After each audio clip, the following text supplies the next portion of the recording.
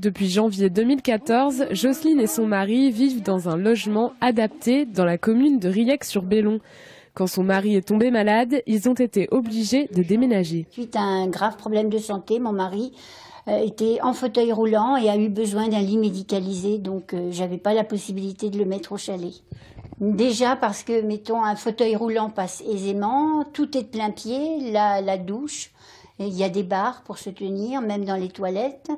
Et puis les prises sont à hauteur, là il y a un lit médicalisé, il rentre très bien, je peux le déplacer sans aucun problème, les pièces sont suffisamment grandes. Le petit plus mis à disposition des locataires par Habitat 29, ce sont des chargés de clientèle. Ils assurent un suivi auprès des personnes à qui les logements adaptés ont été mis à disposition. On vient régulièrement leur rendre visite, voir si tout se passe bien, et mon rôle aussi est de garder un contact régulier, parce que donc il y a toujours des évolutions qui peuvent se faire, donc moi ça me permet de voir s'il y a des petites choses à améliorer au niveau du logement.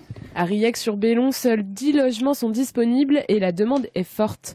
Le maire lui-même encourage ces projets. On a beaucoup de gens qui ne voulaient pas quitter Riec pour aller en maison de retraite à l'extérieur et qui n'étaient pas forcément d'ailleurs dépendants pour pouvoir rentrer dans les critères pour rentrer en maison de retraite. Donc l'idée c'est vraiment d'offrir ce manque-là, combler ce manque. Ça n'est bien sûr pas le seul projet de ce type dans le département. On a quand même 350 logements de ce type sur l'ensemble du département. Donc ça s'inscrit vraiment dans une politique globale. La construction de logements adaptés est une volonté politique de la part du conseil départemental. Nous allons voter bientôt le 4e schéma Bien vieillir en Finistère. Ensuite, nous allons commencer à mettre en place les préconisations de ce schéma.